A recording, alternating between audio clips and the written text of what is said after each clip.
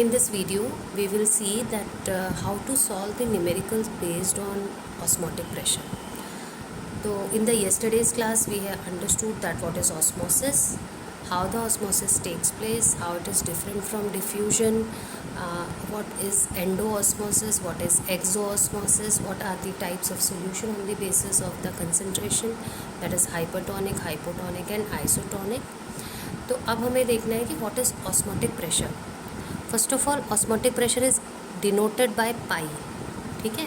And osmotic pressure means, जैसे आप एक कंटेनर ले लो, let's take a container and this container is divided in 2 compartments using a semi permeable membrane. ये मान लो आपकी एक सेमी परमिएबल मेम्ब्रेन है and you have salty water present है, okay, means the water plus NaCl and here you have pure water. Now, according to the principle of osmosis, what will happen? The solute will travel from the lower concentration of the solute to the higher concentration of the solute. That means the pure water will start moving from this side to this compartment. Okay. So, when the liquid will travel from one compartment to the other compartment, it will travel with certain force and certain pressure basically. So that pressure is called osmotic pressure, means the pressure with which the osmosis takes place. और in the opposite sense, अगर हम इस movement को रोकना चाहते हैं, if we want to stop the movement of the pure water to the salty water, मान लो हमने यहाँ पर एक मर्करी फिल करके एक बैरोमीटर लगाया है और हम यहाँ से एक प्रेशर अप्लाई करते हैं. वो प्रेशर जो होगा equal and opposite of the pressure होगा जिस प्रेशर के साथ liquid was entering into the salty water compartment. तो आप यहाँ पर जितना प्रेशर लगाएंगे which is pressure exactly equal to stop osmosis.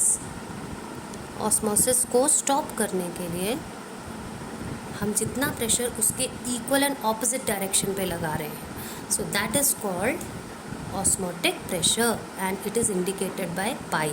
तो आप इसको देखो, ऑस्मोसिस के प्रेशर को हम डायरेक्टली मेजर तो कर नहीं सकते कि what is the pressure with which a liquid is travelling from the lower concentration side of the compartment to the higher concentration of the SPM. तो इसको मेजर करने के लिए we have to take it in the negative form कि आप negative pressure कितना लगाओगे जिससे कि आप ऑस्मोसिस को स्टॉप कर सकते हैं. So that is what you called osmotic pressure. Now the question comes कि how to calculate osmotic pressure. We all know a formula, last year we have learned, that is PV is equal to RT. Okay, ये ideal gas equation में हमने ये pressure को इस relationship को पढ़ा था. अब क्योंकि आप यहाँ पे नॉर्मल प्रेशर नहीं ले रहे हैं, you are taking osmotic pressure, so you will remove this P by pi. Okay, so pi is equal to RT upon V. अब because you are taking it for n number of moles, ठीक है, n number of moles लेके चल रहे हैं, तो you will include a factor of n over है, यहाँ पर भी आप n लेके जाएंगे. ओके, तो हमारा रिलेशन बनेगा nRT अपॉन V, और you can little clarify this as n upon V RT. Okay, now n upon V, that is number of moles upon volume, number of moles पर litre volume या what ever it is. तो इसको हम concentration लेके चलते हैं. ये आप लीटर में ले सकते हैं, मिली लीटर में ले सकते हैं, जिसमें भी आपका वॉल्यूम है, but number of moles of solute upon volume that is equal to concentration of the solution, right, molarity and all. So ultimately pi will be equal to CRT. What is C? C is concentration. Right, this much is clear. So ये relationship आप use करेंगे for taking out the osmotic pressure in any solution. अब बाकी rest of the things है कि आप इसको अगर n अपॉन V RT के फॉर्म में लेते हैं तो आप n का एक्सपेंशन दे सकते हैं, that n is equal to, क्योंकि आप NB ले रहे हैं तो WB अपॉन MB होता है. तो अगर मैं इस रिलेशनशिप को लेती हूँ तो हमारा रिलेशन बनता है pi is equal to WB upon MB into V into RT. ये आपका रिलेशनशिप बन जाता है पूरा ऑस्मोटिक प्रेशर के कैलकुलेशन के लिए। ओके, अब यहाँ पे ये सारे क्या क्या टर्म्स हैं, let us understand what are the terms we are using over here. Pi is equal to CRT, ठीक है, ये हमारा बेसिक इक्वेशन है जिसका एक्सपेंशन हम कर सकते हैं, we can expand it whatever the question requires accordingly. So यहाँ पर जो सबसे इम्पॉर्टेंट चीज़ है वो है आप R की क्या वैल्यू लेके जाएंगे।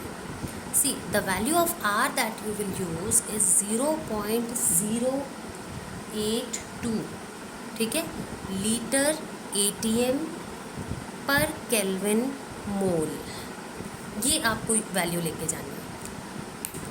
अब ये क्यों इम्पॉर्टेंट है, क्योंकि R की वैल्यू के हिसाब से R जो आप 0.082 लीटर ATM पर केल्विन मोल लेके जा रहे हो, according to this you have to take the values of pi, T. Okay, तो जो हम पाई की वैल्यू ले रहे हैं, जो हम टी की वैल्यू ले रहे हैं, इवन हम सी को जो हम एक्सपैंड करते हैं दैट इज़ N/V, तो हम वो सब जो वैल्यूज़ हैं ये इस R के यूनिट पे डिपेंड करती है। If you see we are having liter ATM per Kelvin, so that means my temperature must be in Kelvin, हमारा टेम्परेचर केल्विन में है, लेना ही होगा। अगर आपको कोई क्वेश्चन में डिग्री सेंटीग्रेड में क्वेश्चन में टेम्परेचर मेंशन करता है तो you have to convert it into Kelvin by adding 273. This is something you people know. Degree centigrade से आप 273 में एडिशन करके केल्विन में कन्वर्ट करेंगे। देन जो पाई है तुम्हारा, pi should be taken in the form of ATM पे, ये क्योंकि ATM यहाँ पे आपको दे रहा है तो आपका ATM में ही प्रेशर को कैलकुलेट करना होगा। क्वेश्चन में कोई किसी और अगर यूनिट में दिया होगा, प्रेशर का कोई और यूनिट होगा, तो you have to convert that into ATMs। Okay, and C, because C को कन्वर्ट कर सकते हैं आप N/V में। ओके, तो यहाँ पर देखो आप लीटर्स में ले रहे हैं तो वॉल्यूम भी जो है आपका लीटर में ही निकाला जाएगा, right.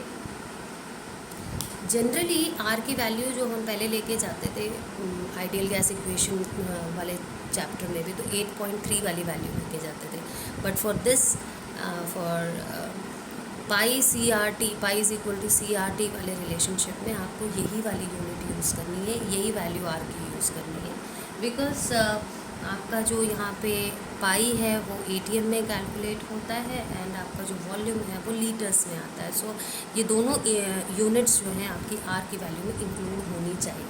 So this is very important while solving any numerical based on osmotic pressure. Okay, अब समटाइम्स कन्वर्जन ऑफ ATM का थोड़ा सा डाउट हो जाता है बच्चों को कि ATM में हम प्रेशर को कैसे कन्वर्ट करेंगे।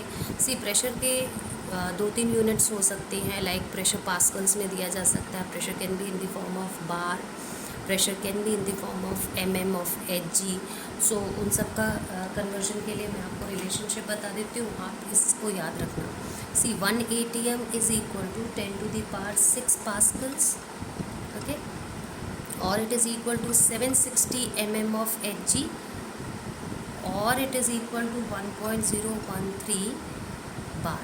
तो आपको किसी भी यूनिट में प्रेशर दिया होगा, you will convert it into ATM, the first thing you will do it, है ना। आपका आंसर भी जो आएगा आप किसी दूसरे यूनिट में नहीं ला सकते, आपका आंसर ATM में ही आना चाहिए। So that's why I have given this relation, आप इनको याद कर लेंगे तो you will not face any problem in doing any kind of questions based on that.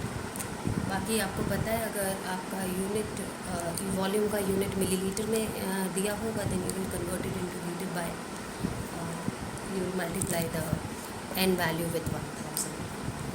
So these are the things that you need to keep in mind.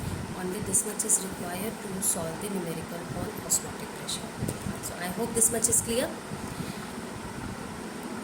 Now, what are the application of osmotic pressure or osmosis? What is the application of osmosis? A very important application of osmosis that we see around. आप सबको पता होगा, हम अपने घरों में जो filter use करते हैं, वाटर फ़िल्टर यूज़ करते हैं, we call the name as RO filters. Okay, अब RO फिल्टर, RO का फुल फॉर्म होता है रिवर्स ऑस्मोसिस।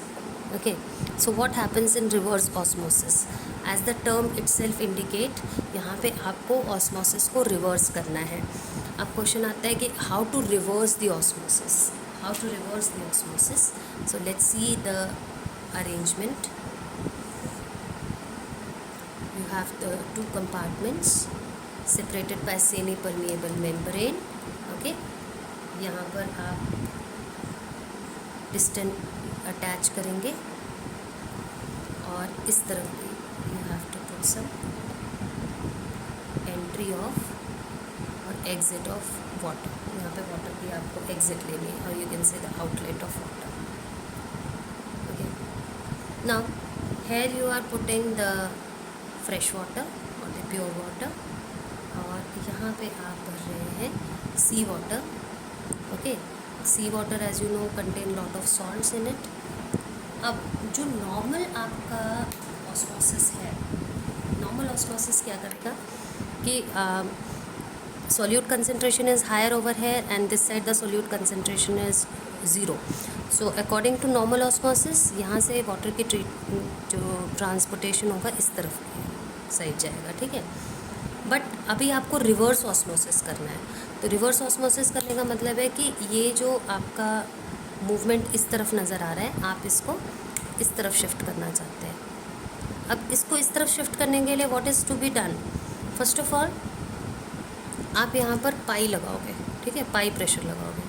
पाई प्रेशर लगाया तो क्या होगा कि आपने जो मूवमेंट ओरिजिनली जो मूवमेंट इस तरफ को हो रही है, ओके, आपने इस मूवमेंट को रोका यहाँ से पाई लगा के. Pi is what? Equal and opposite pressure which is required to just stop the osmosis. आपने ऑस्मोसिस को रोकने के लिए यहाँ से पाई लगाया.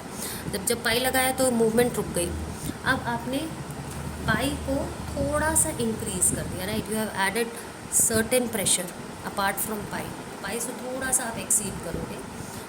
थोड़ा सा एक्सीड करने का से क्या होगा कि अब आप इसको प्रेशर उल्टे डायरेक्शन में मूव करवा रहे हो. मतलब अब आप वाटर को इधर की तरफ मूव करवा रहे हो. ओके, अब ये ऑपोजिट धीरे धीरे ऑपोजिट जाना शुरू हो जाएगा. That means semi permeable membrane है. Semi permeable membrane is only permitting water molecules to pass through and not permitting the salt particles. Okay, salt particles इससे निकल नहीं सकते.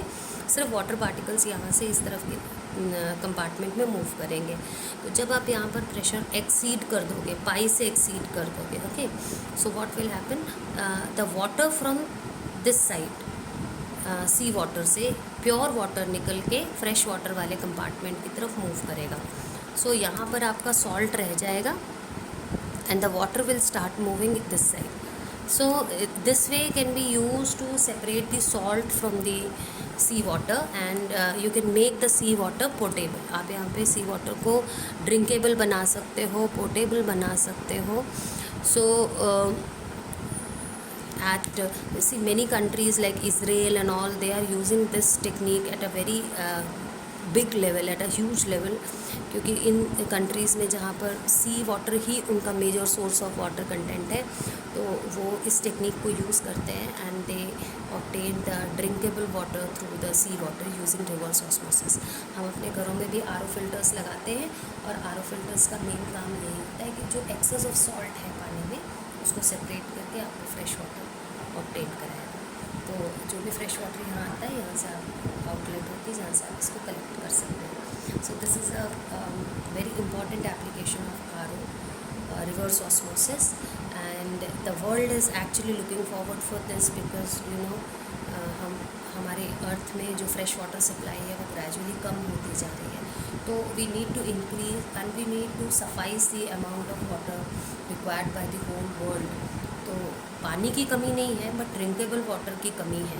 तो सी वाटर को ड्रिंकेबल वाटर में कन्वर्ट करने के लिए ये मेथड मोस्ट सुटेबल मेथड है.